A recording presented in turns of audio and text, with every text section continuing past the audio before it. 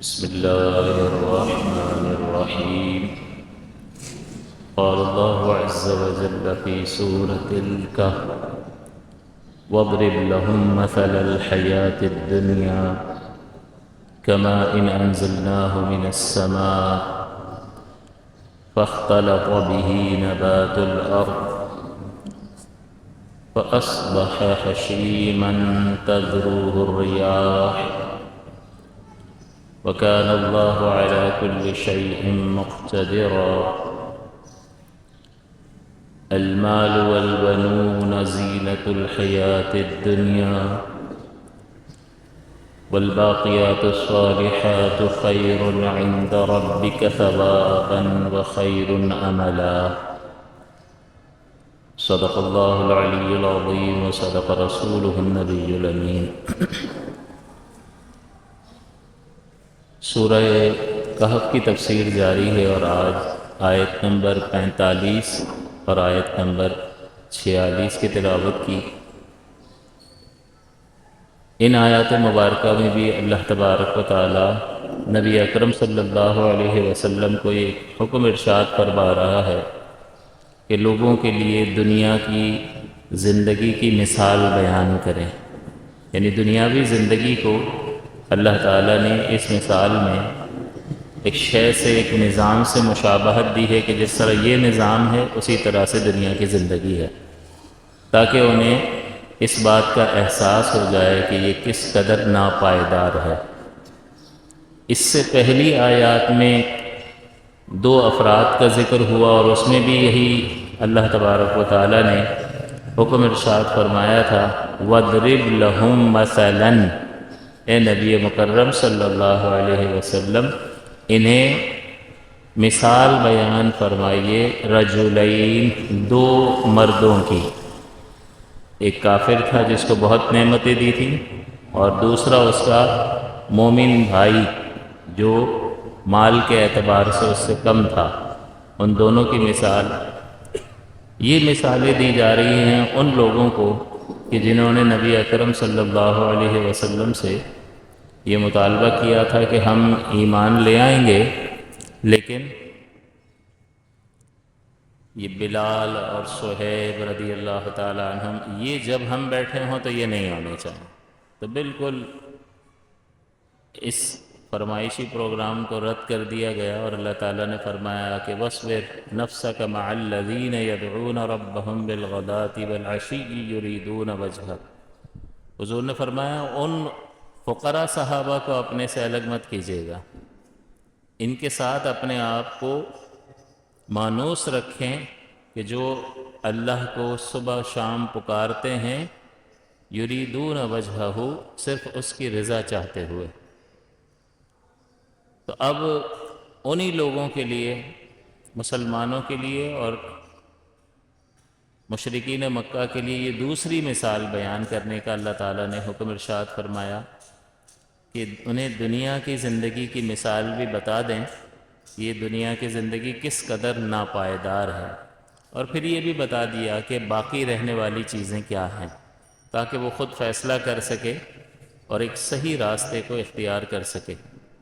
اس میں اللہ تعالیٰ نے ارشاد فرمایا وَاضْرِبْ لَهُم مَثَلَ الْحَيَاةِ الدُّنْيَا، کہ اے نبی مکرم صلی اللہ علیہ وسلم آپ ان کے لیے دنیا کی زندگی کی مثال بیان کیجیے. یہ کس طرح کی ہے دنیا کی زندگی؟ تو اللہ تعالیٰ نے فرمایا کَمَاءٍ أَنزَلْنَاهُ مِنَ السَّمَاءِ، یہ جیسے ایک پانی ہوتا ہے جسے ہم نے آسمان سے اتارا. یعنی پانی سے دنیا کی زندگی کو مشابہت قرار دی، مشابہ قرار دیا، اس لیے کہ پانی کسی ایک حالت پر برقرار نہیں رہتا. اسی طرح دنیا کی زندگی بھی کسی ایک حالت پر برقرار نہیں رہتی ہے. انسان چھوٹا ہوتا ہے، مضبوط ہو جاتا ہے، بوڑھا ہو جاتا ہے، مر جاتا ہے، تو کسی ایک حالت پر برقرار نہیں ہے. اسی طرح پانی سے اس لیے مشابہت دی دنیا کی زندگی کو کہ پانی میں جو بھی داخل ہوگا وہ گیلا ہوئے بغیر نہیں رہ سکتا، یعنی پانی کا اثر اس کو ضرور پہنچے گا. اسی طرح دنیا میں جو آئے گا وہ اس کے فتنوں میں ضرور مبتلا ہوگا. فتنہ یعنی آزمائشوں میں ضرور مبتلا ہوگا. اس لیے پانی اور دنیا کی زندگی کو مشابہ قرار دیا اور اس مثال کو پیش فرمایا۔ اور دوسرا یہ کہ یہ اس لیے بھی ہے کہ پانی جو ہے اس کو بقدر ضرورت استعمال کریں تو بڑا نفع بخش ہوتا ہے۔ آپ کھیتی باڑی کرتے ہیں، ایک لمٹ ہوتی ہے پانی وغیرہ دینے کی، تو سبزہ اگاتا ہے اور ہرے بھرے درخت ہوتے ہیں اور پھل پھول اور ثمر ظاہر ہو جاتا ہے۔ لیکن یہی اگر سیلاب کی صورت اختیار کر جائے تو یہی پانی تباہی کا سبب بن جاتا ہے۔ تو اس چیز دنیا سے مشابہت دے رہے ہیں پانی کو، کہ جس طرح پانی کی ایک ضروری مقدار فائدہ مند ہے، لیکن حد سے زیادہ جو ہے اس کی مقدار جو ہے وہ نقصان کا باعث بھی ہوتی ہے۔ اسی طرح دنیا ہے کہ اس کی ایک خاص مقدار ضرورت کی حد تک یہ انسان اس کے بغیر رہ نہیں سکتا، اور صرف اسی کے جمع کرنے کی حرص اور لالچ میں مبتلا ہو جانا اور آخرت کی طرف سے بالکل آنکھیں بند کر لینا، یہ انسان کو تباہ کر دیتا۔ تو اس لیے پانی سے مثال دی اللہ نے کہ دنیا کی زندگی کی کس کے مشابہ ہے؟ جیسے پانی، انزلناہ من السماء، ہم نے اسے آسمان سے اتارا، فاختلط به نبات الارض، اب وہ نباتات کو کھیتوں میں وہ پانی پہنچا تو اس کی وجہ سے خوب سبزہ جو ہے وہ اگ آیا اور اتنا گھنا ہو گیا کہ وہ گھاس آپس میں ایک دوسرے سے مل گئی۔ فاختلط، اس کو اختلاط کہتے ہیں، ایک دوسرے میں گڈ مڈ ہو جانا، مل جانا۔ اللہ تعالیٰ فرماتا ہے فاختلط به نبات الارض، کہ پھر اس کا سبزہ بہت زیادہ گھنا ہو گیا، فاصبح ہشیما، تو یہ انسان بھی جو ہے طاقتور ہوا۔ پہلے ایک بیج تھا، ایک نطفے کی شکل، پھر انسان بنا ماں کے پیٹ میں، بچے کی شکل میں ظاہر ہوا، انتہائی کمزور، اور پھر پلتے پلتے طاقتور آدمی بن گیا۔ لیکن پھر اللہ تعالیٰ فرماتا ہے فاصبح ہشیما، پھر یہ نباتات بالکل سوکھی گھاس کی طرح ہو گئی، تو یہ انسان بھی پھر نیچے کی طرف آ گیا اور بوڑھا ہو گیا، کمزور ہو گیا۔ تذروہ الریاح، بالکل ایسی سوکھی گھاس ہو گئی جسے ہوا ہر طرف اڑائے پھرتی ہے، کوئی قدر و منزلت نہیں ہے، کبھی یہاں لے جا رہی ہے، یعنی اس کا اپنا کوئی ارادہ ہی نہیں ہے، ختم ہو گیا، فنا کے گھاٹ اتر گیا۔ وَكَانَ اللَّهُ عَلَى كُلِّ شَيْءٍ مُقْتَدِرًا، اور اللہ تبارک و تعالی ہر چیز پر قدرت رکھنے والا ہے۔ وہ عدم سے تمہیں وجود عطا کرنے والا بھی وہی، تمہیں طاقتور بنانے والا، عروج عطا کرنے والا بھی وہی، اور اس عروج کو زوال اور فنا میں بدلنے والا بھی وہی ہے، اور اس کو کوئی عاجز نہیں کر سکتا ہے، اس کو کوئی روک نہیں سکتا ہے۔ لہذا آخر میں فرما دیا کہ یہ مراحل ہیں۔ تو اگر انسان اپنی دنیا کی زندگی، اپنی زندگی کی مثال کو دیکھنا جائے، چاہے تو نباتات کو سامنے رکھ لے، اور ہر چیز کو آپ اس مثال پر پیش کر سکتے ہیں۔ ایک سلطنت ہے، ایک حکومت ہے، کمزوری سے شروع ہوتی ہے اور پھر طاقتور ہوتی ہے، اور پھر کوئی غلطیاں ان سے ہوتی ہیں وہ نیچے کی طرف آ جاتی ہے، زوال کا شکار۔ اسلامی ریاست کو دیکھ لیں، پہلے کتنی کمزور تھی، نبی کریم نے صلی اللہ علیہ وسلم حضور نے فرمایا کہ بدأ الاسلام غریباً، کہ اسلام جو ہے وہ اس حالت میں ابتدا ہوئی اس کی کہ وہ غریب تھا، یعنی افرادی قوت کے اعتبار سے بہت کم، اور اس کی سیعود غریباً کما بدا، اور پھر دوبارہ وہ اسی حالت کو پہنچ جائے گا جیسے شروع ہوا۔ یہ ہمارے حالات کے پیش نظر ہوگا کہ جس طرح مسلمانوں نے اللہ کی نافرمانی کو اختیار کر لیا تو اللہ تعالیٰ نے انہیں ذلیل و رسوا کر دیا۔ اب دوسری قومیں طاقتور ہیں اور مسلمان کمزور ہے، تو ہر مثال کو اس کے سامنے رکھا جا سکتا ہے۔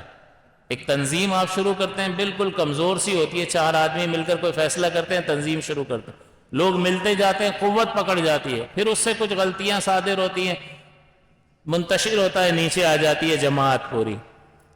تو یہ دنیاوی زندگی کی جو مثال اللہ تعالیٰ نے پودوں کے ذریعے سے پیش فرمائی کہ جیسے پانی زمین کو پہنچتا ہے، اس کے سبب گھنے درخت اگ جاتے ہیں، گھنا سبزہ ہو جاتا ہے، اور اس کے بعد وہ خشک ہو جاتا ہے، جسے ہوا ادھر ادھر اڑاتی پھرتی ہے، اور اللہ تعالیٰ سب کچھ کر سکتا ہے۔ اللہ تعالیٰ ہر چیز پر قدرت رکھنے والا ہے۔ تو آپ اس مثال پر دنیا کی ہر چیز کو پیش کر سکتے ہیں، ہر چیز کو اس پر قیاس کر سکتے ہیں، اور اطراف میں دیکھیں گے تو آپ کو پودے دیکھیں، یہ بھی یہاں درخت لگا ہوا ہے، آپ کو قدم قدم پر یہ مثالیں نظر آئیں گی۔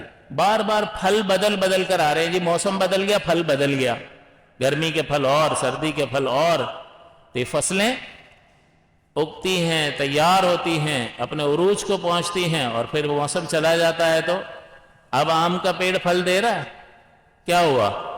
فَأَصْبَحَ حَشِيمًا تَذْرُوهُ الرِّيَاحُ۔ تو تم اس کو دیکھو اور اپنی اس دنیاوی زندگی کا اندازہ کر لو کہ کتنی سرعت اور تیزی کے ساتھ یہ زندگی گزر رہی ہے۔ تو بہرحال یہ خلاصہ ہے آج کی نشست کا، کہ جس میں اللہ تعالیٰ نے یہ دنیاوی زندگی کی مثال بیان کرنے کا حکم ارشاد فرمایا، اور اللہ تعالیٰ سب کچھ کر سکتا ہے، عدم سے وجود میں لا کر مضبوطی عطا کرتا ہے، اور پھر اس کو فنا بھی کر سکتا ہے، اور اسے کوئی روکنے والا نہیں ہے، اسے کوئی عاجز کرنے والا نہیں ہے، اس کے فیصلوں پر کوئی غالب آنے والا نہیں ہے، اس کے فیصلوں کو کوئی تبدیل کرنے والا نہیں ہے، وہ جو چاہے وہ کرتا ہے، وہ ہر ممکن پر قدرت رکھنے والا ہے۔ اسی طرح یہاں پر جیسے پچھلی آیات میں تھوڑا سا اگر ہم خلاصہ دیکھیں تو پچھلی آیات میں جو مضمون بیان ہوا اس میں تکبر کا عنصر تھا کہ نعمتوں کی وجہ سے تکبر، فرعون نے تکبر کیا، انا ربکم الاعلی، جمع کر لیا لشکر، حاشر فنادا فانا ربکم الاعلی، لوگوں کو جمع کر کے کہتا ہے انا ربکم الاعلی۔ قارون نے کہا کہ یہ جو کچھ بھی مجھے ملا ہوا ہے یہ میرے اپنے علم کی وجہ سے مجھے ملا ہے، تو اللہ تعالیٰ فرماتا ہے ہم نے اس کو اس کے گھر سمیت زمین میں دھسا دیا۔ تو یہاں زوال نعمت کا بھی ذکر ہوا، اور نبی اکرم صلی اللہ علیہ وسلم زوال نعمت سے بچنے کی بھی دعا کرتے تھے، اور اس بات کی پہلے اس کو ذکر کرنا چاہیے کہ جو شخص اللہ تعالیٰ کی نعمتوں کو اللہ کی طرف منسوب نہیں کرتا، اسے اپنا کمال سمجھتا ہے، وہ تباہ ہوتا ہے، اور جو اللہ کا کمال سمجھتا ہے، اس کی عطا سمجھتا ہے، تو وہ عاجزی اور انکساری کرتا ہے۔ تو جو اپنی طرف اس کی نسبت کرے گا وہ تکبر میں مبتلا ہوگا، اور یہ تکبر اس کو کفر میں بھی مبتلا کروا سکتا ہے۔ لہٰذا اس بات کو ضرور رکھنا چاہیے اپنے پیش نظر کہ انسان کو اللہ تعالیٰ نے کچھ نہ کچھ نعمتیں، کسی کو کم، کسی کو زیادہ، کسی کو کسی اعتبار سے بہتر رکھا ہوتا ہے، کسی کو کسی اور اعتبار سے، لہٰذا ہمیشہ اللہ تعالیٰ کی بارگاہ میں عاجزی اور انکساری کو اختیار کرنا لازم اور ضروری ہے، اور اگر وہ ایسا نہیں کرتا تو اللہ تعالیٰ اسے اس کے نفس کے حوالے کر دیتا ہے، اور اس کا نتیجہ یہ کفر کی صورت میں اور تکبر کی صورت میں نکلتا۔ اور میرے اور آپ کے آقا صلی اللہ علیہ وسلم جو سید الانبیاء ہیں، سید الخلق ہیں، ہر آنے والا لمحہ ان کے لیے گزرے ہوئے لمحے سے بہتر ہے۔ وہ ہمیں سکھانے کے لیے دعائیں کیا کرتے تھے کہ امت کو پتہ چل جائے کہ میں یہ دعا جب مانگ رہا ہوں اپنے رب کی بارگاہ میں اس عجز و انکسار کو اختیار کر رہا ہوں، تو تمہیں تو اور زیادہ اختیار کرنا چاہیے۔ تو حضور دعا کرتے تھے کہ یا اللہ میں تجھ سے تیری رحمت کا سوال کرتا ہوں، تو مجھے ایک پلک جھپکنے کی دیر بھی اب میرے نفس کے حوالے مت کرنا۔ حالانکہ حضور علیہ الصلوۃ والسلام کا مبارک نفس، ہر ایک کے ساتھ دو شیطان ہوتے ہیں، تو صحابہ نے پوچھا حضور آپ کے ساتھ بھی؟ حضور نے فرمایا ایک نیکی کی دعوت دیتا ہے اور ایک برائی کی طرف لے کر جاتا ہے، یعنی دو فرشتے، ایک شیطان ہے، فرشتے نہیں، مطلب ایک رحمانی دعوت دیتا ہے فرشتہ ہے، اور ایک شیطان ہوتا ہے۔ تو صحابہ نے پوچھ لیا کہ حضور آپ کے ساتھ بھی ہے؟ فرمایا ہاں میرے ساتھ بھی ہے، لیکن وہ مسلمان ہو گیا ہے۔ اب حضور کا تو وجود پاک ایسا ہے کہ وہ جو برائی کی دعوت دینے والا تھا وہی بدل گیا، اور کب وہ برائی کی دعوت اب نہیں دیتا۔ تو حضور کی ذات اقدس تو بہت عرفہ اور اعلیٰ ہے، اس کے باوجود حضور فرماتے ہیں کہ یا اللہ مجھے کبھی بھی پلک جھپکنے کی دیر بھی میرے نفس کے حوالے مت کرنا، کیونکہ جس کو اللہ تعالیٰ نے اس کے نفس کے حوالے کر دیا وہ ہلاک و برباد ہو گیا۔ تو اس لیے حضور یہ دعا کیا کرتے تھے۔ تو ہمیں یہ چیز سیکھنی چاہیے کہ ہم اپنی اردو ہی میں، عربی نہ آتی ہو تو اپنی اردو ہی میں کہ یا اللہ مجھے کبھی بھی میرے نفس کے حوالے مت کرنا، کیونکہ یہ تباہی کا راستہ ہے۔ میں تجھ سے تیری رحمت کا سوال کرتا ہوں۔ یہ جملے تو دو آپ بول سکتے ہیں نا، اپنی دعاؤں میں ان چیزوں کو شامل کریں جو آپ کے اور میرے آقا صلی اللہ علیہ وسلم نے شامل رکھی ہیں، اس لیے کہ ان چیزوں تک ہم عقل کے ذریعے نہیں پہنچ سکتے ہیں، یہ آپ کو بذریعہ نبی ہی معلوم ہوں گی جو وحی کے ذریعے نبی تک پہنچیں گی۔ تو یہ وہ دولت ہے جس کو آپ اپنے اسباب اور وسائل سے جان ہی نہیں سکتے تھے، اس کی قدر کرنی چاہیے، اور اس کے موافق اس کو اپنے میری جو مرضی ہوگی نہیں، آپ جو دل کرتا ہے وہ بھی مانگو، لیکن جو آپ کے نبی نے مانگا ہے وہ بھی مانگو، کیونکہ یہ اللہ تعالیٰ کی طرف سے تعلیم کردہ۔ تو اس لیے ان چیزوں کو اختیار کر لینا چاہیے، سن کر بھولنا نہیں ہے، یاد کر لینا چاہیے کہ اللہ میں تجھ سے تیری رحمت کا سوال کرتا ہوں، تو پلک جھپکنے کی دیر بھی مجھے میرے نفس کے حوالے مت کرنا۔ اللہ تعالیٰ کی مدد شامل حال ہو جاتی ہے، انسان بہت سارے فتنوں سے محفوظ ہو جاتا ہے، اس کو پتہ نہیں ہے کہ اس کے برابر میں سے کون سی چیز گزر گئی اور اللہ نے بچا لیا، ورنہ وہ ذرا یوں ہوتا اور تباہ ہو جاتا۔ جیسے بعض اوقات نہیں ہے، کوئی گاڑی تیزی سے گزر جاتی ہے تو بندہ کہتا ہے یار ایک بس تھوڑا سا ایک دھاگے کا فرق رہ گیا، ذرا سا اس طرف ہوتا نا تو آج کام ہو گیا تھا۔ تو اللہ تعالیٰ کی حفاظت ان دعاؤں کی برکت سے جو آپ کے نبی آپ کو سکھا رہے ہیں، اس کو ضائع نہ کریں، اس کو لے لیں۔ اور پھر جو یہ ان لوگوں نے جو تکبر اختیار کیا، ان کو کتنے اچھے انداز میں اللہ تعالیٰ نے سمجھایا کہ پہلا مرحلہ چند مراحل کے ذریعے سمجھایا کہ تو تکبر کر رہا ہے، تیرے پاس 4 پیسے آ گئے، کچھ سمجھداری آ گئی، کچھ افراد تیرے گرد حمایتی جمع ہو گئے تو اپنے آپ کو بڑا سمجھتا ہے۔ ذرا اپنی تخلیق پر غور کر، تو تیرے والد کو مٹی سے پیدا کیا جو بالکل بے جان سی چیز تھی، اور تجھے پھر نطفے سے پیدا کیا جو بالکل بے قدر پانی ہے، مائن مہین فرمایا قرآن میں اللہ تعالیٰ نے، بالکل بے قدر پانی سے۔ تو اپنی تخلیق ہی پر غور کر لے تو تکبر پیدا ہی نہیں ہو سکتا، اور پھر اس خالق پر بھی غور کرے گا ساتھ ساتھ کہ وہ اصل ہے، وہ زبردست ہے جو پیدا فرما رہا ہے، جن مراحل سے گزار کر عدم سے وجود عطا کر رہا ہے۔ تو جہاں اپنی تخلیق پر غور کر کے اپنی حیثیت پتہ چل جائے گی اور اس سے عاجزی اور انکساری پیدا ہوگی، اسی طرح سے اللہ تعالیٰ کی عظمت کا اعتراف ہوگا کہ وہ زبردست تخلیق کرنے والا ہے۔ وہ مٹی سے انسان کو جیتا جاگتا انسان بنا سکتا ہے، اور پھر وہ ایک پانی کی بوند سے جیتا جاگتا انسان بنا دیتا ہے، اس کی عظیم ترین خلاقی کی دلیل ہے، تو اس کی عظمت کا بھی پتہ چلتا ہے۔ تو کبھی بھی بڑا پن پیدا ہو تو اپنے آپ کو کہیں کہ کس چیز سے پیدا ہوا ہے بھائی، کہاں کھڑا ہے؟ اور اللہ تعالیٰ کو تکبر بالکل پسند نہیں ہے۔ حضور نے فرمایا جس کے دل میں رائے کے دانے کے برابر بھی تکبر ہوگا وہ جنت میں نہیں جائے گا، یعنی سزا اس کو پھر ملے گی۔ اس لیے اللہ کے غضب سے خود کو دور رکھنے کی ضرورت ہے۔ خود کو بڑا کہنے سے آدمی بڑا نہیں ہو جاتا، بلکہ اگر اللہ کہے یہ بڑا ہے تو وہ بڑا ہے، اور اللہ کب کہے گا یہ بڑا ہے، بس وہی ایک ہی معیار ہے، ان اکرمکم عند اللہ اتقاکم، کہ اللہ کے نزدیک تم میں زیادہ عزت والا وہ ہے جو زیادہ متقی اور پرہیزگار ہے۔ تو تقوی کی بنیاد پر اللہ کہے گا یہ متقی ہے، یہ میری بارگاہ میں زیادہ عزت والا ہے، وہی عزت والا ہے۔ باقی اپنے آپ کو کہنا میں بڑا ہوں، اس سے کوئی بڑا نہیں ہو جاتا، لہذا حقیقت کو تسلیم۔ دوسری بات یہ فرمائی کہ تجھے پھر پورا مرد بنایا، یعنی تجھ پر احسان یہ کیا کہ تجھے ناقص نہیں رکھا، تیرے اعضاء سلامت رکھے، تیری عقل کام کر رہی ہے، تیری آنکھیں دیکھ رہی ہیں، تو ہر اعتبار سے سلامت ہے، مکمل ہے۔ پاگل بھی پیدا کر سکتا تھا، مجنون بھی پیدا کر سکتا تھا، کوئی جسم میں ایسی بیماری ڈال سکتا تھا کہ ساری زندگی علاج کراتے کراتے ماں باپ تھک جاتے۔ ایسا بھی ہوا ہے نا، اور ہوتا ہے۔ اللہ تعالیٰ جسے چاہے آزمائش میں مبتلا کرے، یہ اس کی مرضی ہے۔ تو یہ تو اور زیادہ احسان مندی کا تقاضا کرتا ہے، اور عاجزی اور انکساری کا تقاضا کرتا ہے۔ اور اصل یہ ہے کہ مال اور افرادی قوت یہ جو ہے اس نے تکبر کا معیار بنا لیا، اپنا افتخار بنا لیا، جبکہ مومن بندے نے کیا کہا کہ بہرحال میں تو لیکن هو اللہ ربی، لیکن میں تو اللہ میرا رب ہے، اور میں اس کے ساتھ کسی کو بھی شریک نہیں ٹھہراتا۔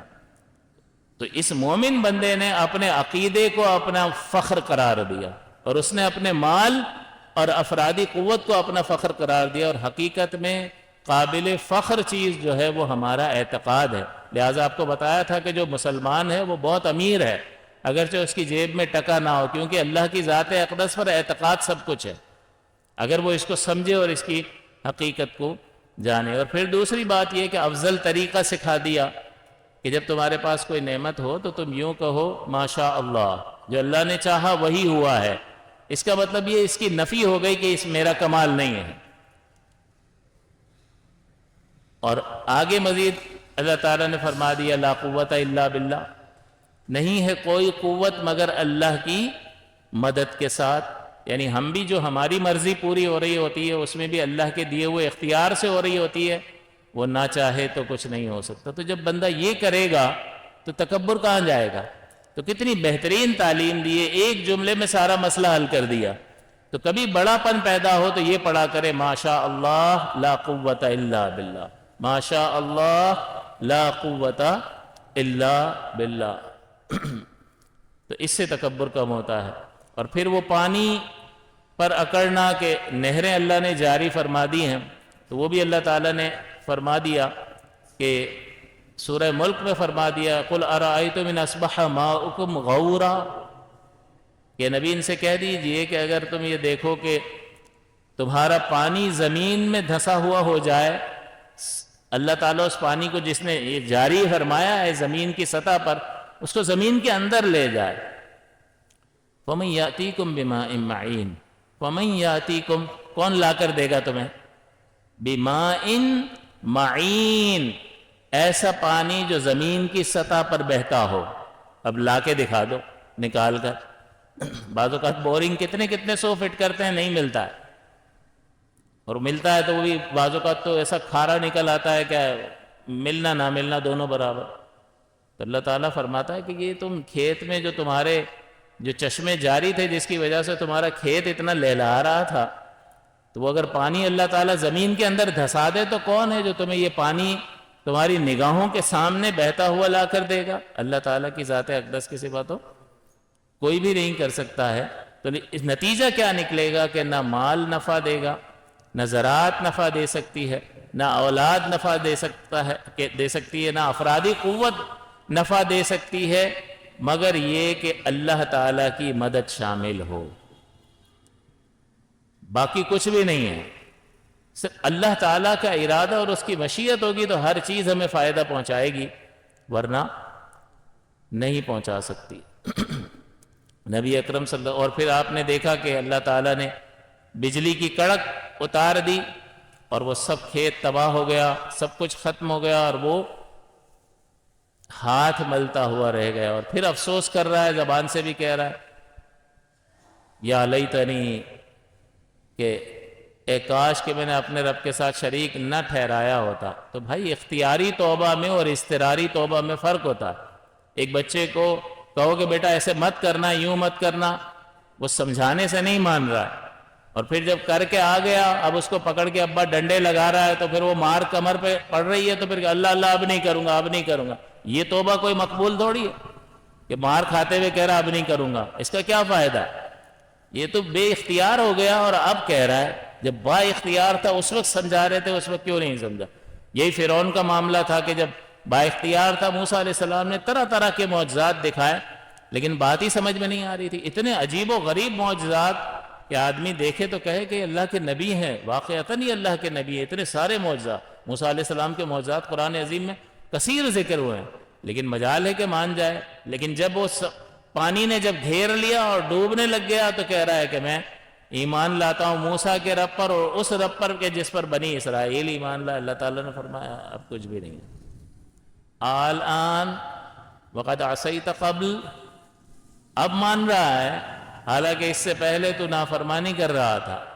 تو یہ اضطراری ماننا جو ہے کہ جب جھڑپ میں آ جائے تو پھر مان رہا ہو، قیامت کو دیکھ کے کہیں کہ یہ تو وہی قیامت ہے جو مسلمانوں کی کتاب میں ایمان لاتا ہوں، سورج یہ مغرب میں غروب ہوتا ہے اور مغرب سے ہی طلوع کر کے آئے گا، اس کے بعد توبہ کا دروازہ بند ہو جائے گا۔ تو جو اس نشانی کو دیکھ لے گا اور پھر کہے کہ میں ایمان لاتا ہوں تو ایمان اس کا معتبر نہیں ہوگا۔ تو اسی طرح ہمارے پاس بھی آج اختیار ہوتا ہے، ہمیں سمجھایا جا رہا ہوتا ہے ہمارے اندر بہت ساری خامیاں ہوتی ہیں، اپنا محاسبہ کرنے کے لیے تیار نہیں ہوتے، اپنی غلطی کو تسلیم کرنے کے لیے تیار نہیں ہوتے، اور پھر نتیجہ جو ہے وہ ہلاکت کی صورت میں ظاہر ہوتا۔ لہٰذا اپنا محاسبہ ضروری ہے، علم کے ساتھ ساتھ کردار سازی ضروری ہے، کہ جیسے جیسے کردار شریعت بناتی رہے اس کو حاصل کرتا رہے اور اپنے کردار کو بہتر کرتا رہے۔ جیسا کہ یہ چند چیزیں آپ کو بتائیں، اس تناظر میں اپنا محاسبہ کریں، اور نعمتوں کی وجہ سے آپ تکبر پیدا نہیں ہونا چاہیے۔ اگر واقعتاً ہم ہدایت کے طلبگار ہیں اور اپنے آپ کو اللہ کے غضب سے بچانا چاہتے ہیں، ورنہ ٹھیک ہے جی رسم ہے، جمعہ پڑھنا ہی ہے اور چلو تھوڑی دیر بیان سن لیں گے، لیکن اس کا کوئی اثر قبول نہیں کرنا، تو یہ بھی یہاں آنا، مسجد میں بیٹھنا، اتنی دیر درس سننا، یہ باعث سعادت ہے، اجر کا سبب ہے، لیکن مسئلہ یہ ہے کہ یہ صرف بیان سننا تو مقصود نہیں ہے۔ مقصود تو یہ ہے کہ جو بتایا جا رہا ہے اس کی بنیاد پر اپنی ذات کا محاسبہ کر کے اگر اپنی ذات میں کوئی خامی ہے تو اس کو دور کرنے کی سنجیدہ عملی کوشش شروع کی ہے یا نہیں کی ہے، یہ اصل اہمیت رکھتا ہے، یہ میٹر کرتا ہے۔ لہٰذا ہمیں کسی اور کی قبر میں نہیں جانا، یوں نہ دیکھے فلاں بھی تو کر رہا ہے، آپ اپنی فکر کریں، دوسرے کی فکر چھوڑ دیں۔ اس اعتبار سے تو انسان کو خود غرض ہونا چاہیے کہ وہ صحبتیں بھی ایسی اختیار کرے کہ جو جنت میں جانے والوں کی صحبتیں ہوں، نہ یہ کہ ایسی صحبتیں ہوں کہ جو گناہ کی طرف لگانے والی ہوں، جو آخرت کی بربادی کا سبب بننے والی ہوں، اللہ سے غافل کرنے کا سبب بننے والی ہوں۔ ایسی صحبتوں سے انسان کو خود کو بچانا چاہیے۔ نبی اکرم صلی اللہ علیہ وسلم جب یہ ساری اس کی نعمتیں زائل ہو گئیں، ختم ہو گئیں، تو اب یہ نعمت ختم ہو گئی، حضور صلی اللہ علیہ وسلم ایک دعا فرمایا کرتے تھے، آپ اللہ کی بارگاہ میں عرض کیا کرتے تھے، اللہم انی اعوذ بک من زوال نعمتک۔ حالانکہ اللہ کے حبیب ہے اور اللہ نے فرمایا کہ آپ کے لیے تو ہر آنے والی گھڑی گزری ہوئی گھڑی سے بہتر ہے، تو پچھلا کیا چھینا جائے گا، لیا جائے گا، ہر وقت نیا عطا کیا جا رہا ہے، تو وہاں تو کوئی کمی نہیں ہے۔ لیکن کیا سکھا رہے ہیں مجھے اور آپ کو، کیا سکھا رہے ہیں کہ جب میں اللہ کی بارگاہ میں اس قدر مقرب ہونے کے باوجود، دیکھو میرے الفاظ کیا ہیں، اور اللہ کی بارگاہ میں عاجزی کا اظہار کرنا، یہی تو مطلوب ہے، یہی تو حقیقت میں بندگی ہے کہ جو جتنا اپنے رب کے آگے جھکے گا اللہ تعالیٰ اس کو اتنا ہی بلندی عطا فرمائے گا۔ تو حضور دیکھیں کیا دعا تعلیم فرمانا، اللہم انی اعوذ بک من زوال نعمتک، اے اللہ میں تیری پناہ طلب کرتا ہوں نعمت کے زوال سے، وتحول عافیتک، اور تیری عافیت کے پھر جانے سے، مجھے ہمیشہ اپنی عافیت میں رکھ۔ یہ حضور نے خاص دعا بھی تعلیم فرمائی کہ اللہ سے ہمیشہ عافیت کا سوال کیا کرو۔ ایک صحابی جو ہے وہ صبر کی توفیق مانگ رہے تھے، تو حضور نے فرمایا کیا کر رہے ہو، صبر کی توفیق؟ تو اس کا مطلب پہلے تم مصیبت مانگ رہے ہو اور پھر صبر مانگ رہے ہو، تو تم اللہ تعالیٰ کی جانب سے آنے والی مصیبتوں کو برداشت کرنے کی ہمت رکھتے ہو؟ ہمیشہ یہ دعا کرو، یا اللہ مجھے بچا کے ہی رکھ بس، باقی تیرے ارادے کی وجہ سے اگر کوئی مصیبت آتی ہے تو پھر ہمت عطا فرما دے، پھر صبر کی توفیق عطا فرما دے، لیکن یوں ڈائریکٹ یوں نہیں، کبھی تکلیف آ جائے تو پھر اس سے ہمت مانگے، اس سے صبر مانگے، اور سمجھ لیں کہ اللہ تعالیٰ جو ہے وہ رحیم ہے، یہ میرے حق میں بہتر ہوگا اس لیے میرے ساتھ یہ ہو رہا ہے۔ تو عافیت کا سوال کرنا چاہیے، یہ بھی چیز اپنی دعاؤں میں شامل کریں۔ حضور نے فرمایا اپنے لیے اللہ سے عافیت کا سوال کرو، تو ہمیشہ دعا میں اس چیز کو شامل کر لیں کہ یا اللہ مجھے عافیت عطا فرما، مجھے عافیت میں رکھ، میرے اہل و عیال کو عافیت میں رکھ، میرے کاروبار کو، میری ہر متعلقہ شے کو عافیت میں رکھ، اللہ ہی حفاظت فرمانے والا۔ تو حضور دعا کر رہے ہیں تحولی، یعنی اللہم انی اعوذ بک من زوال نعمتک، کہ اللہ میں تیری پناہ طلب کرتا ہوں نعمت کے زوال سے، وتحول عافیتک، اور تیری نعمت کے پھر جانے سے، وفجاءت نقمتک، اور تیری جانب سے ناگہانی عذاب سے، وجمیع سخطک، اور تیرے ہر طرح کے غضب سے تیری پناہ طلب کرتا ہوں۔ اب آپ خود سوچئے کہ وہ تو اللہ کی رحمت میں ہے، اس کے باوجود وہ یہ دعا کر رہے ہیں اور اپنے رب کی بارگاہ میں عاجزی اور انکساری اور بندگی کا اظہار کر رہے ہیں، تو مجھے اور آپ کو کس درجے میں کرنا چاہیے؟ تو اس لیے ان دعاؤں کو بھی یاد رکھیں کہ زوال نعمت سے اللہ کی پناہ طلب کریں، اللہ تعالیٰ کی عافیت کے پھر جانے سے اللہ کی پناہ طلب کریں، اسی طرح ناگہانی آفت سے اللہ کی پناہ طلب کریں اور اس کے ہر طرح کے غصے اور غضب سے اس کی پناہ طلب کریں۔ یہ چار چیزیں نبی اکرم صلی اللہ علیہ وسلم پناہ طلب کیا کرتے تھے۔ لہٰذا یہ پچھلے درس کا گویا کہ خلاصہ ہے کہ جب آپ کے پاس کوئی نعمت ہو تو اللہ کی طرف کمال کی نسبت کرنا ضروری ہوتا ہے۔ آج کے درس میں خیر وقت کافی ہو گیا، میں کچھ چیزیں ذکر کر دیتا ہوں۔ اس میں اللہ تعالیٰ نے فرمایا وَضْرِبْ لَهُم مَثَلَ الْحَيَاةِ الدُّنْيَا، کہ ان کے لیے دنیا کی زندگی کی مثال بیان کیجئے۔ اور دنیا کی مثال کیا ہے؟ كَمَاءٍ أَنزَلْنَاهُ مِنَ السَّمَاءِ، جیسے کہ پانی جسے ہم نے آسمان سے نازل کیا۔ اور میں نے آپ کو بتا دیا ابھی کہ پانی سے دنیاوی زندگی کی مثال کیوں دی؟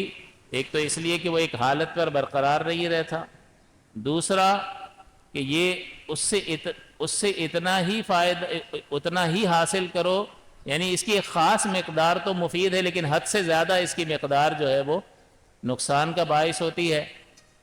جیسے پانی جو ہے وہ سبزہ اگا دیتا ہے لیکن سیلاب جب آتا ہے تو یہ ساری تباہی پھیلا کے چلا جاتا ہے۔ تو اسی طرح سے دنیا کی کثرت جو ہے اور اس کی حرص اور لالچ جو ہے وہ آخرت سے انسان کو غافل کر دیتی ہے۔ اسی طرح پانی میں کوئی بھی داخل ہوگا تو گیلا ہوئے بغیر نہیں رہ سکتا، اسی طرح جو دنیا میں آئے گا وہ دنیا کے فتنوں سے محفوظ نہیں رہ سکتا، اس کی آزمائشوں میں ضرور مبتلا ہوگا، اس لیے پانی سے مثال دی۔ اور پھر اللہ تعالیٰ نے یہ مرحلہ ذکر فرمایا کہ انزلنا من السماء ماء فاختلط به نبات الارض، کہ پھر جو ہے اس کا سبزہ خوب اگایا، گھنا ہو گیا اس کا سبزہ اس پانی کے سبب۔ یہاں پر فا فرمایا، فا، اور آگے بھی فرمایا اگلے مرحلے کے لیے فَأَصْبَحَ حَشِيمًا، تو یہ فا جو ہے ثم نہیں فرمایا بلکہ فا فرمایا۔ فا جو ہے وہ تعقیب مع الوصل کے لیے آتا ہے، یعنی یہ چیز بعد میں ہوئی ہے لیکن فوراً ہوئی ہے ساتھ ساتھ۔ میں کہوں جاء زید فعمر، زید آیا اور اس کے ساتھ ہی امر آ گیا، فوراً آ گیا، تو یہ بعد میں تو آیا ہے لیکن بہت گیپ نہیں ہے دونوں کے آنے میں، بیچ میں فاصلہ نہیں ہے۔ اگر میں کہوں جاء زید ثم عمر، آیا زید پھر امر آیا، تو یہ ثم جب لگائیں گے تو بیچ میں فاصلہ ہو جائے گا، یہ تھوڑی دیر ہے۔ لیکن اللہ تعالیٰ نے یہاں ان مراحل کے گزرنے میں ثم نہیں فرمایا بلکہ فا فرمایا، کہ ہم نے پانی نازل کیا فاختلط به نبات الارض، فا فرمایا کہ پھر اس پانی کی وجہ سے گھنا سبزہ اگایا، فاصبح حشیما، پھر فا آ گیا کہ پھر وہ بالکل سوکھے گھاس کی طرح ہو گیا، تدروح الریاح، جسے ہوا اڑاتی پھرتی ہے۔ تو اس فا سے یہ بتانا مقصود ہے کہ دنیا کی زندگی کس قدر تیزی سے گزرتی ہے، یہ سرعت کی طرف اشارہ ہے، اور ہمیں یہ بتانا مقصود ہے کہ تمہیں پتہ بھی نہیں چلے گا تمہاری زندگی کس طرح گزر گئی۔ اور آج ہمارے درمیان جو بزرگ حضرات بیٹھے ہیں ان سے پوچھ لیں بھئی کیا ہوا، تو کہیں گے یار پتہ ہی نہیں چلا یہ بال کب سفید ہو گئے۔ ابھی تو تھوڑے عرصے پہلے تو ہم اپنی شادی کے ارمانوں میں تھے کہ شادی ہوگی، اپنا گھر بنائیں گے، بچے ہوں گے، ایک فیملی ہوگی، ایک سیٹ اپ ہوگا، اور اچانک یہ سفید بال، معلوم ہی نہیں ہوا کیا ہوا، سفیدی آ گئی۔ تو بالکل اس فا سے یہ اشارہ مقصود ہے کہ یہ بہت تیزی کے ساتھ تمہاری زندگی گزر رہی ہے۔ تو یہ سرعت اور تیزی کا گویا کہ بیان فرمایا، اور اللہ تعالیٰ نے یہاں پر یہ مرحلہ کہ ایک بیج ہوتا ہے، وہ بیج انتہائی کمزور ہوتا ہے، اور پھر وہ ایک کوپل نکلتی ہے، پھر وہ تنا بنتا ہے، پھر ٹہنیاں اور پتے اور اس میں پھل پھول لگ جاتے ہیں، اور پھر اس کے بعد وہ کمزوری کی طرف آتا ہے۔ جیسا کہ ابھی میں نے مثال بیان کی کہ طرح طرح کے بدل کے موسموں کے پھل آ رہے ہیں، تو ابھی جو ہے وہ آم کیوں نہیں آ رہا ہے؟ تو آپ کہو گے ابھی جا کے اس آم کے درخت کی حالت دیکھ لو، وہ اس قابل ہی نہیں ہوگا کہ پھل دے سکے، کیونکہ یہ اس کا موسم نہیں ہے۔ اور یہ آپ اطراف میں بارہا میں اشارہ کر رہا ہوں کہ نکلتے نکلتے آپ اپنے سامنے کئی پودوں کو دیکھیں گے، تو اللہ نے ایسی مثال پیش فرمائی جو ہماری نگاہوں کے سامنے ان کا اتار چڑھاؤ ہے۔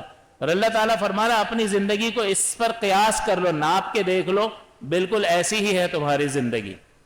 تو یہ جو مال پر اور افرادی قوت پر جو اکڑ پیدا ہو رہی ہے، اس کی کوئی حیثیت نہیں ہے، تمہاری زندگی انتہائی مختصر ہے، اور یہ بالکل ایسی بے مقصد چیزیں ہیں کہ جو اگر انسان اس میں منہمک ہو جائے تو اپنے آپ کو تباہ کر دے۔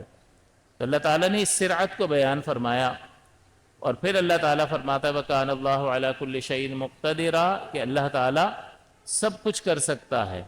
یعنی یہ بھی آپ کو بتا دیا کہ اللہ تعالیٰ ہر چاہت پر قدرت رکھنے والا ہے، یعنی اسے کوئی روک نہیں سکتا، وہ عدم سے وجود میں لاتا ہے، اور اس کے علاوہ عدم سے وجود میں لانے کے بعد بھی اللہ تعالیٰ ان مراحل سے گزار کر پھر فنا کے گھاٹ اتارتا ہے۔ یہ پورا مرحلہ ذکر کر دیا، لیکن سورہ یونس میں اللہ تعالیٰ نے فرمایا کہ اللہ اس کا بھی پابند نہیں ہے کہ ہر ایک کے لیے یہ پورا مرحلہ مکمل کر دے۔ کسی کو بچپن میں موت دے دے گا، کسی کو تھوڑا سا 8-10 سال کی عمر میں اٹھا لے گا، کسی کو جوانی میں لے جائے گا، کسی کو ادھیڑ عمر میں لے جائے گا، اور کسی کو انتہا تک پہنچائے گا اور پھر اس کو دنیا سے لے جائے گا۔ تو اللہ تعالیٰ نے سورہ یونس میں اس کو بھی بیان فرما دیا کہ بالکل وہ یہی مثال دی کہ آپ دنیا کی مثال ان کے سامنے بیان کریں، جیسے پانی ہے اور سبزہ اگا دیتی ہے اور بالکل گھنا ہرا بھرا ہو جاتا ہے، تو کہتا ہے کہ یہ دیکھو میرا کمال دیکھو۔ اللہ تعالیٰ فرماتا ہے حالانکہ اس میں سے اس نے کچھ بھی نہیں کیا ہے، اور پھر جب یہ اکڑنے لگتا ہے تو اللہ کا امر آ جاتا ہے، فیصلہ آ جاتا ہے، اور وہ لمحے بھر میں ختم ہو جاتا ہے، سب کچھ ختم کر دیتا ہے۔ تو ایسا نہیں ہے کہ یہ مراحل جو ہے اس نے ذکر تو فرما دیے کہ اکثر یہی ہوگا، لیکن وہ درمیان سے بھی اگر کوئی فیصلہ فرما دے تو اس کے فیصلے کو کوئی تبدیل کرنے والا نہیں ہے۔ لہذا ہمیں غور کرنا چاہیے کہ ہماری جو یہ تیزی سے گزرتی ہوئی زندگی ہے، اس میں اپنے رب سے کس قدر بندے نے تعلق بنایا ہے۔ آگے اللہ تعالیٰ فرماتا ہے المال والبنون زینت الحیات الدنیا، کہ مال اور بیٹے یعنی افراد، مال معیشت کے لیے ضروری ہے، اور یہ قوت معیشت کہلاتی ہے، اور یہ بیٹے اور افرادی قوت یہ قوت بشری کہلاتی ہے، اور ان دونوں کے بغیر انسانی زندگی نہیں چل سکتی ہے۔ مجھے کپڑا خریدنا ہے تو میں کپڑا بھی بناؤں، میں سبزی بھی اگاؤں، سبھی میں کر لوں تو کیسے ہوگا؟ آپ کی مدد میں لوں گا کسان کی، اور کسان میری مدد لے گا، کچھ میں کر رہا ہوں گا، وہ مجھ سے خریدے گا، میں اس کو، یہ سارے مل جل کر ایک دوسرے کے ساتھ کوپریٹ کریں گے تو زندگی کا پہیہ چلنا شروع ہو جائے گا۔ اسی طرح مال ہے، لیکن اللہ تعالیٰ نے ان دونوں کو فرمایا یہ زینت الحیات الدنیا ہے، یہ دنیا کی زندگی کی کا سنگھار ہے، سنگھار۔ تو پھر باقی رہنے والی کون سی چیز ہے؟ فرمایا والباقیات الصالحات، اور باقی رہنے والی صالحات ہیں، یعنی نیکیاں ہیں، اچھی باتیں ہیں۔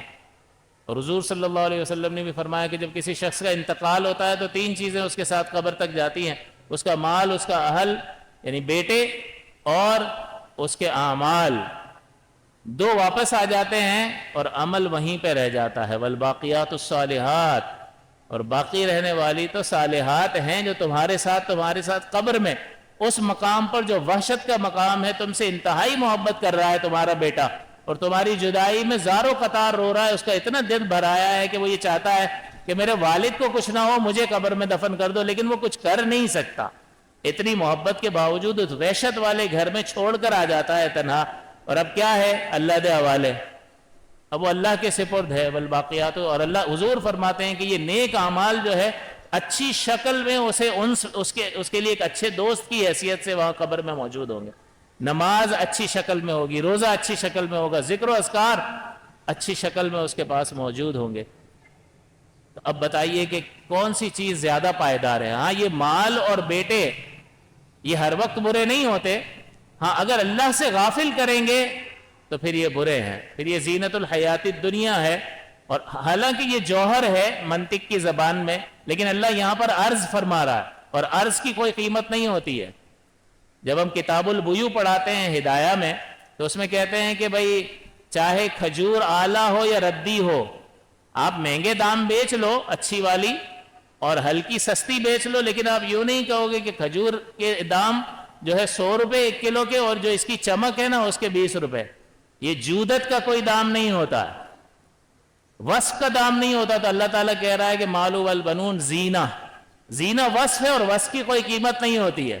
والباقیات الصالحات، اور باقی رہنے والی جو ہے وہ صالحات ہیں، یعنی صالحات نیکیاں ہمارا عمل ہے، اور عمل تو عرض ہوتا ہے، ہمارے ساتھ قائم رہ سکتا ہے. ذرا فلسفیانہ گفتگو ہے لیکن جو سمجھے گا وہ سمجھ جائے گا.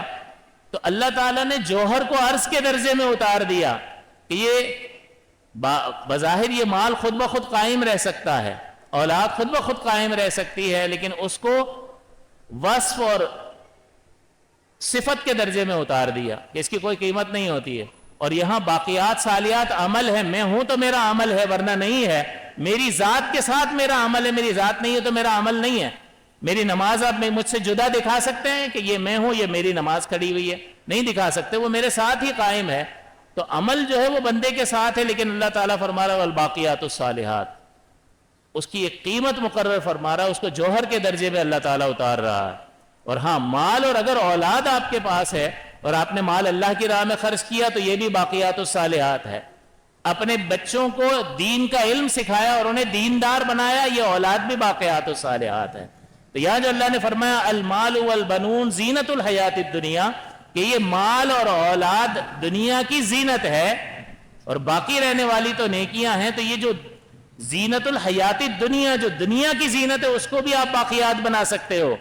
اپنے مال کو اللہ کی راہ میں خرچ کر کے اس کو باقیات میں شامل کر سکتے ہو، اور اپنی اولاد کو دیندار بنا کر اس کو باقیات میں شامل کر سکتے ہو. لہٰذا اپنے گھروں کے دروازے دین کے لیے کھولو اور اپنی اولاد کو دیندار بناؤ تاکہ یہ بھی آپ کے لیے ایک نیکی کی صورت ہو. اور حضور نے فرمایا کہ جب کوئی شخص مر جاتا ہے تو اس کا عمل منقطع ہو جاتا ہے. اذا مات الانسان انقطع عمله الا من ثلاث، مگر 3 چیزیں جاری رہتی ہیں. ایک صدقۃ جاریہ، ایک صدقہ جاریہ جو اس نے کر دیا، وہ قبر میں چلا گیا، اس کا بدلہ اس کو ملتا ہی رہے گا، وہ اس کے نامہ اعمال میں لکھا ہی جاتا رہے گا، رکے گا نہیں حالانکہ وفات پا چکا ہے. صدقہ جاریہ. اور والعلم ينتفع به، اور ایسا علم چھوڑ گیا کہ لوگ اس سے فائدہ اٹھا رہے ہیں. طلبہ چھوڑ گیا، عالم بنا گیا، وہ آگے لوگوں کو عالم بنا رہے ہیں، تبلیغ کر رہے ہیں، لوگوں کو مسائل سکھا رہے ہیں. اس کو قبر میں بھی سکھانے والے استاد کو اجر ملے گا. اور یہ فیض بہت زبردست جاری ہوتا ہے. میں نے جتنے شاگرد بنائے، اب تو کافی ہو گئے، ہزاروں میں ہو گئے، تو وہ آگے پڑھا رہے ہیں اور ان کے پڑھے ہوئے اور آگے پڑھا رہے ہیں. تو اگر یہ میرا شاگرد 50 برس زندہ رہے اور آج میں مر جاؤں تو 50 سال تک تو یہ جتنا دین کا کام کرے گا مجھے، اور پھر یہ جتنوں کو پڑھائے گا اس میں سے جو دین کا کام کریں گے اس کا بھی بدلہ مجھے. اللہ تعالیٰ کی رحمت بہت وسیع ہے. تو یہ تو کرنے والا کام ہے زندگی میں، انسان اس کو کر کے چلا جائے. تو اس مال کو، اور اس عثمان غنی کا مال باقیات صالحات ہے یا نہیں ہے؟ صدیق اکبر غلام خرید کر آزاد کر رہے ہیں. والد صاحب کہتے ہیں بیٹا کوئی طاقتور کوئی بندہ ایسا تو خرید کے آزاد کر جو تجھے مصیبت میں کام آئے. فرماتے میں تو اللہ کے لیے کر رہا ہوں، کسی مصیبت میں ساتھ دینے کے لیے کوئی کر رہا ہوں. تو بتاؤ صدیق اکبر کا مال باقیات الصالحات ہے یا نہیں ہے؟ باقیات الصالحات میں. اسی طرح سے اولاد بھی باقیات الصالحات میں داخل ہو سکتی ہے اگر آپ اسے دیندار بنائیں گے. اور اللہ تعالیٰ کا کرم اور اس کی عنایت دیکھو، اللہ تعالیٰ آخر میں کیا فرما رہا ہے کہ باقیات الصالحات خیر عند ربک ثوابا. باقیات الصالحات خیر ہے.